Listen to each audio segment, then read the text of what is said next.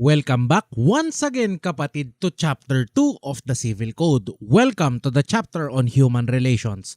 During our last discussion, we talked about Article 19 of the Civil Code and why it's called the principle of abuse of rights. We also talked about the meaning of good faith and bad faith and the presumption of good faith in every transaction. In case you've missed this discussion, there will be a link to this in the description down below. As I've mentioned in the previous lesson, Article 19 of the Civil Code should not be studied in a vacuum. It should always be read in the context of Articles 20 and 21 of the Civil Code. Today, we're taking a look at Article 20 of the Civil Code. By the end of this lesson, you should be able to 1. Identify the instances when the principle of Damnum Absque Injuria is applicable. 2. Enumerate the requisites for a case to prosper under Article 20. 3. Identify the provisions of the law related to Article 20 of the Civil Code. All of this and more coming right up! Hi, my name is Lex and welcome to Lex in Motion. In this channel, I'll be helping you build your competence, confidence, and capability in law school. Start today by hitting the subscribe button below. New episodes are posted every Friday. Article 19 of the Civil Code, the rest of the chapter on human relations, defines for us the various causes of action for the violation of our rights. A cause of action, kapatid, is a concept you will later learn in remedial law, in civil procedure, in criminal procedure, and evidence. A cause of action is a fact or set of facts that gives rise to the right to come to court and file an action.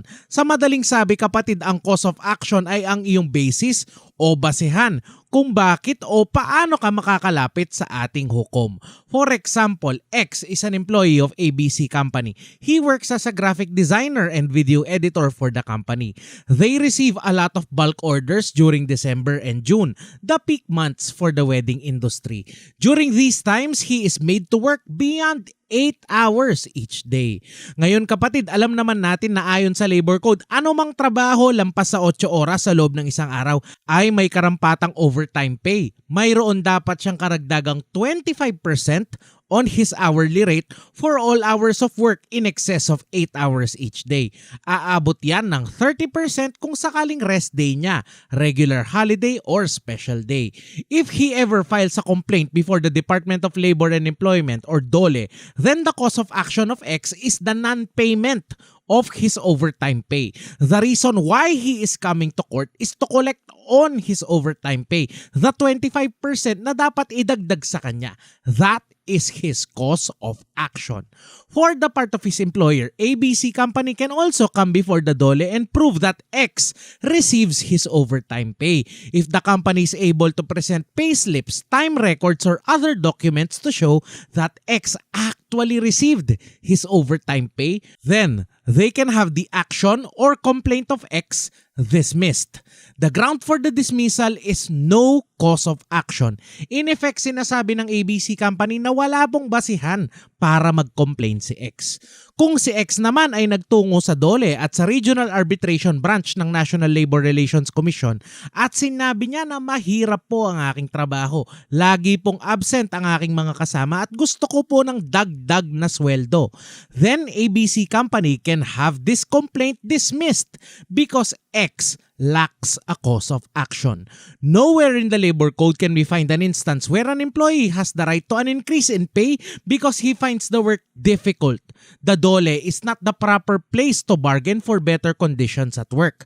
Because X lacks a cause of action, the DOLE or any other court for that matter cannot give X the relief he is praying for. When there is no cause of action, the facts and circumstances do not merit the remedy prayed for. When the complaint is evaluated and there is no relief that can be given based on the facts and circumstances, then the complaint lacks a cause of action. There is one more and this appears in civil procedure, kapatid, failure to state a cause of action. Yan naman ay ating pag-uusapan pagdating natin sa civil procedure. The chapter on human relations gives us the various causes of action or the legal basis for an action to be filed in court. What you need to remember, kapatid, is that while the Civil Code provisions on human relations enumerates for us certain causes of action, the better and more precise legal basis can be found elsewhere. I will be showing you the pattern later on, so I hope you pay attention.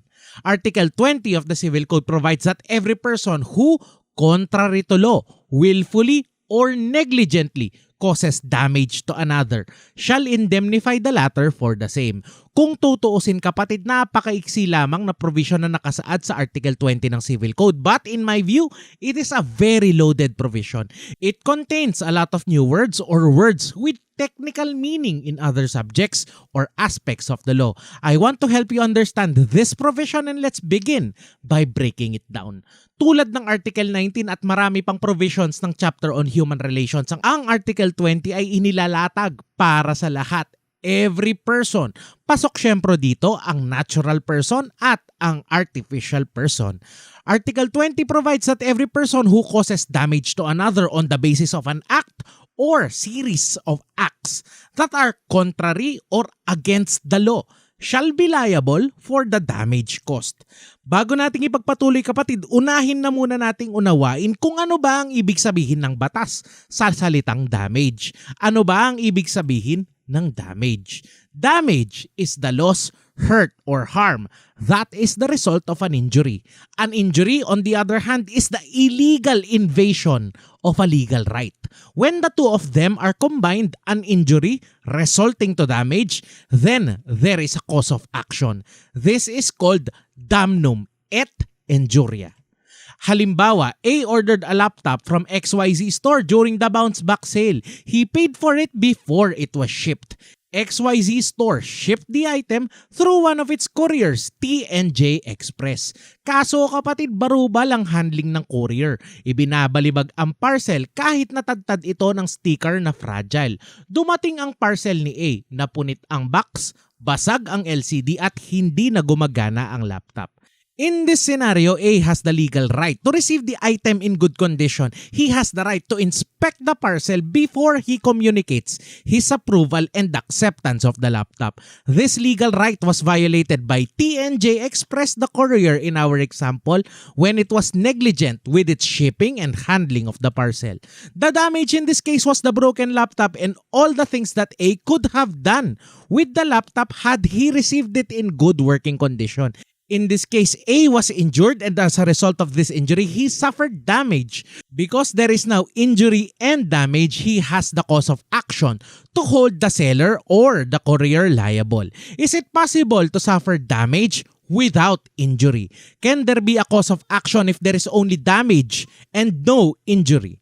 Let's consider the following scenario.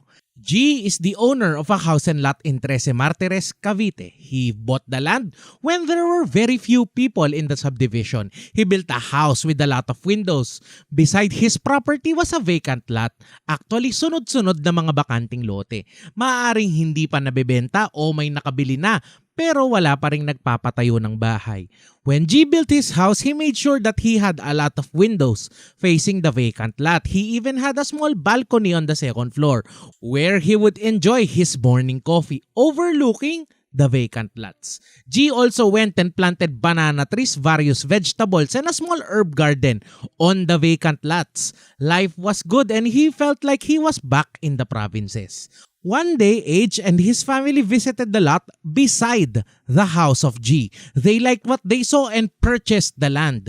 Within weeks from the sale, H and the contractors built a concrete fence around the vacant lot. They also destroyed the plants and herbs planted by G. The new concrete wall obstructed the view of G. Nakaharang na. He no longer enjoyed having his morning coffee on the balcony.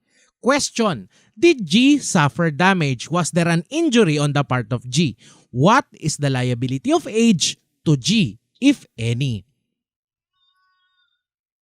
It would appear, kapatid, that G suffered damage. He lost his banana trees, his vegetables, and his herb garden. He also lost his view from the balcony. However, these losses are not based on injury. G had no legal right to occupy and cultivate the vacant lot beside his property. The vacant lots did not belong to him. The view, on the other hand, is also not his property. He had no legal right over the view from his balcony. This scenario is an instance of Damnum Absque Injuria. This is a Latin phrase which means damage without injury. In the case of Custodio versus Court of Appeals, the Supreme Court ruled that the mere fact that the plaintiff suffered losses does not give rise to a right to recover damages.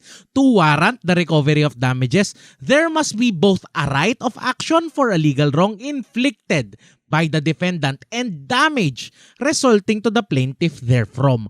Wrong without damage or damage without wrong does not constitute a cause of action, since damages are merely part of the remedy allowed for the injury caused by a breach or wrong. There is a material distinction between damages and injury. Injury is the illegal invasion of a legal right. Damage is the loss, hurt, or harm which results from the injury, and damages are the recompense or compensation awarded for the damage suffered. Thus, there can be damage without injury in those instances in which the loss or harm was not the result of a violation of a legal duty. These situations are often called Damnum Absque Injuria. Coming back to Article 20 of the Civil Code, the injury and the damage under this provision must be based on some provision of the law. This means that for an action under Article 20 to prosper, the cause of action must be one defined by the law. For example, Article 100 of the Revised Penal Code provides that every person criminally liable is also civilly liable. This means, kapatid, that once a person is convicted of a crime, he is liable to pay for whatever damages he has caused. Halimbawa, sa kasong robbery with force upon things, the convicted felon must pay for the things he or she has stolen, the repair of the window or door he or she has broken, plus any moral damages he or she may have caused. Moral damages and other forms of damages are parts of torts and damages, and I will do my best to also discuss these with you in future lessons. In this scenario, the convicted felon is pronounced guilty of the crime of robbery with force upon things. Because he is criminally liable under the Revised Penal Code, he must also pay for the damage caused by his or her actions. The basis is Article 100 of the Revised Penal Code in relation to Article 20 of the Civil Code. Whenever the law specifies a scenario for the liability for damages, then the basis of the action would always be that particular scenario in relation to Article 20 of the Civil Code. Halimbawa, ang sino mang mambabastos sa isang bangkay sa namatay sa mga nagluluksa at kung sino mang manggugulo sa isang lamay o libing ay mananagot ng danyo sa mga masisira nila sa lamay o libing at pati na rin sa feelings ng mga namatayan. Ang basihan natin dito, kapatid, ay Article 309 of the Civil Code in relation to Article 20. Gamitin natin ang ating naunang halimbawa, ang barubal na pagde-deliver ng isang courier sa isang laptop. Dapat managot ang seller o ang courier under Articles 1734 and Article 1735 in relation to Article 20 of the Civil Code. Under Article 20 of the Civil Code, cause of the damage is not material. It can be committed willfully, sinasadya, or negligently dahil lang sa kapabayaan. Hindi pwedeng maging excuse na hindi sinadya, na nagkamali lang. Hindi ito material under Article 20. To summarize tonight's lesson number 1, a cause of action is a fact or set of facts that gives rise to a right to file an action in court. Without a cause of action, no remedy can be given by our courts. 2. The chapter on human relations compiles for us various causes of action. These are couched in broader terms, and the best way to allege a cause of action is by citing the specific provision which grants the relief. 3. For a complaint to prosper, there must be injury or the illegal invasion of a legal right, and there must be damage or the loss, hurt, or harm that comes from the injury. Number 4, in cases where there is only damage but no injury, there can be no cause of action. These are instances of Damnum Absque Injuria. 5, for an action under Article 20 to prosper, there must be injury and damage that stems from an unlawful act. Article 20 does not distinguish between those committed willfully or negligently. That's it for Article 20, kapatid. This is a very short lesson, and when we take up Article 21 next week, we will compare the two provisions. We will also take up the cases next week. This week, I have opened the doors to the Lex in Motion community on Facebook. If you have signed up to join, you will have the link to the group in your email inbox. There's also a link in the description box below, and I'm keeping the group open for a few more days. If you would like us to continue these lessons, please type yes in the comments down below. Finally, there is a short quiz for us to test your understanding of the law. Please do not discuss the questions in the comments so as not to spoil the quiz for those who will watch later. Thank you so much for watching. Like and share this video for good law school karma, and I will see you next Friday.